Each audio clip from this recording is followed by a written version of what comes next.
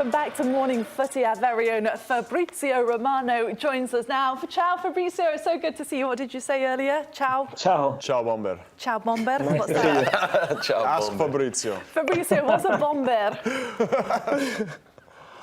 Oh, great. Thank you. Very busy. It's a very busy week. No, what is a Bomber? I want to know. Fabrizio. He knows what a Bomber is. Mean? No. Ask Matteo. I'm not a bomber. We can play this cat and mouse. Blink twice if you're in trouble, Fabrizio. I'm worried about these backgrounds. I don't know where you are. What is a Bomber? It's a song. He's a cool guy. Let's just say that. He's a cool guy. A baller. He's a baller, yes. There you go. He's a baller. Okay. Shot caller. Baller. Shot caller. Fabrizio, what's the latest? Tell us about Saudi Arabia, because obviously we know the players that are going there now. There's so many that are rumoured to be on the move. Is any of these close to being done? Many close to be done. Some are complicated, like İlkay Gündoğan. They've approached Gündoğan in the last few days, but we know that Barcelona, Man City are fighting to keep him in the case of Man City and to sign him in the case of Barcelona. But many others are really close to join Saudi. From Chelsea, especially, because Edouard Mendy will leave Chelsea and become new Al Ahly goalkeeper in the next days. Kalidou Koulibaly is in very advanced talks to join Al Hilal. Also, Hakim Ziyech is close to joining Al Nassr and to play together with Cristiano Ronaldo. N'Golo Kante will be announced in the next few weeks as new Al Ittihad player, and he will play with Karim Benzema. So many things are happening, but many others will follow. For example, I'm told that Al Ahly will also trying to sign in the next days Riyad Mahrez from Manchester City. So now many negotiations are taking place. I think this week Ruben Neves will be announced as new player for Al Hilal. So they are very serious in this attempt to bring many stars from European leagues to Saudi. But I think this is just the beginning. They will continue in the next days and weeks. Ciao, Fabrizio. I want you to close your eyes, caress that crystal ball that you have, and tell us good news about Victor Osimhen, because I've heard murmurs that he's re-signing with Napoli. Is this true? This is what yesterday the president, De Laurentiis, said. He said right after winning the title, we spoke to Victor Osimhen, to his camp, and we are close to agreeing a new 2-year deal, so 2-year added on his current deal. But the reality, from what I'm told, is that yes, there is this discussion between Osimhen and Napoli, but it depends on what's going to happen on the market, because it's still very early. There are some clubs really interested in Osimhen. From what I'm told, keep an eye on Paris Saint-Germain, because PSG are now busy with the new manager, will probably be Luis Enrique. They are busy with this Mbappé saga again in Paris. But right after, they will attack the striker situation, and Victor Osimhen is one of the names they have as top of the list at Paris Saint-Germain. So I think PSG can arrive with big money, and in that case, for Napoli, it could be difficult to keep the player. Can I have a follow-up really quickly? Sorry, I know we're following a rundown, but if Osimhen leaves, are they just going to stick with Cholito Simeone, or do you think Napoli are going to spend big money to reinforce?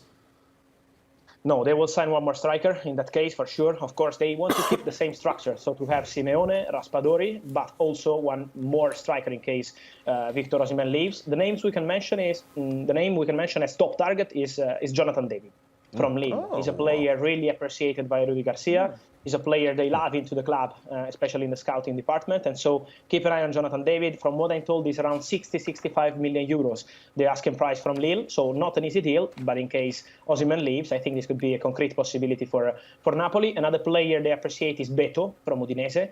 He has a 35 million euros release clause into his contract. So they are already keeping an eye on opportunities, but let's see what happens with Osimhen. Fabrizio, I'm interested if you have anything on Aaronson and Adams at Leeds. Will they go down and play in the championship, or will they be gone for sure? No, I think they will leave. The expectation especially for Tyler Adams, is to look at some opportunity in the Premier League, because some clubs are interested. Nottingham Forest, for example, are a big fan of him, but there are also 2-3 more clubs asking for conditions to Leeds. And it's also important to say that for Aaronson, there is some club in Bundesliga and in Premier League. Because we have to wait and see who is going to be the new director of football at Leeds. This is a crucial point. Victor Orta left the club a few weeks ago, and so they need a new director, a new manager to decide on the asking price and all these kind of things when it's about selling players. But I think that both of them will leave the club, and probably Bundesliga and Premier League are going to be the destinations. Now, Fab, obviously, right now, the most exciting name for the U.S. men's national team is Balogun. He had a fantastic season in France, and he's come out and said he's not going on loan again. What are the chances of him staying at Arsenal, and if not, where are his prospects elsewhere? I think he's not staying at Arsenal, honestly. I think the idea is to leave and to be a starter elsewhere. He really loves Arsenal, but the reality is that Eddie Nketiah signed a new long-term contract. They have Gabriel Jesus at the club. So I think playing with just one striker in Mikel Arteta's system is going to be complicated for Balogun to stay. And the idea of the player and these agents is to try something different. First of all, I think it's going to be a slow deal. The idea is to wait a bit. There is going to be a domino of strikers, as we mentioned, with Osimhen, probably with Højlund, with many clubs on the market for big strikers. And so in that moment, Balogun will consider the best opportunity for him.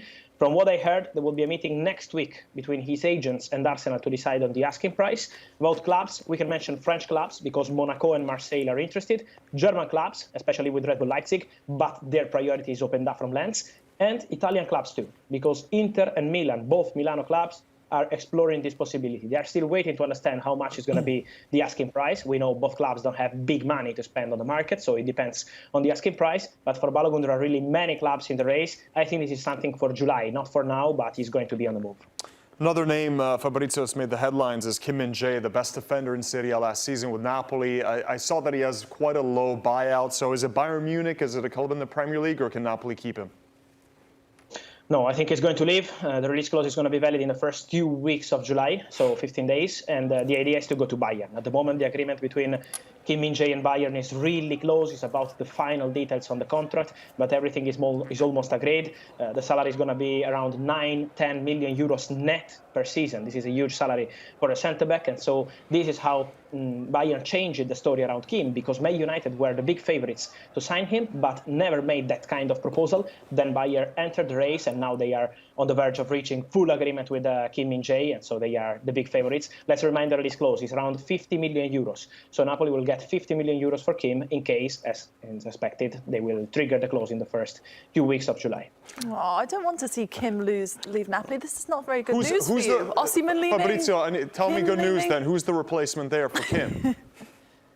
They have many names. This is not decided yet. Some names are from Serie A. For example, Nikola Milenkovic is a player they appreciate, but also from Liga. Now with Rudi Garcia as a manager, they're going to explore the French market, the Liga market. And the player they really like is Kevin Danso from Lens. He had a fantastic season in Liga. This is a beast, really. Many English clubs are following him too. But Napoli have his name on the list in case they have to replace Kim in the next weeks. I think they will start conversation. So Danso is one of many players they're following. So it looks like Kim could potentially be going. That was a really depressing conversation with Fabrizio. Here's the thing, though. We saw Kalidou coming in. Koulibaly leave, and we thought they could never replace him. And now Min-jae may be leaving. But with their scouting department, the players that they've turned over, I have faith and confidence that they will. And Kevin Danso is a fantastic player. He's linked to a number of European clubs for a reason. I think he'd slot right into that. He's a very, very similar profile. Very physically imposing, pacey, reads the game well, decent on the ball. So I think they'll be okay. Talking of another club that's losing a few players, it sounds like Kyle Walker could potentially be on the move. What do you think, Fabrizio? Is he staying in Manchester, or you think he could leave too? I think he's going to stay. It's true that Bayern have an interest in Kyle Walker. This is a concrete negotiation. But it's also true that he's now discussing terms with Manchester City to extend the contract, because Man City will sell João Cancelo in this transfer window. The idea is very clear on both player and club side. Cancelo will leave the club. And so the idea at Man City is to keep Kyle Walker. There is a conversation on going to extend the contract. And I think there is a chance to continue together. So I'm not sure he's going to Bayern. And I think Man City still have a chance to keep Kyle Walker at the club.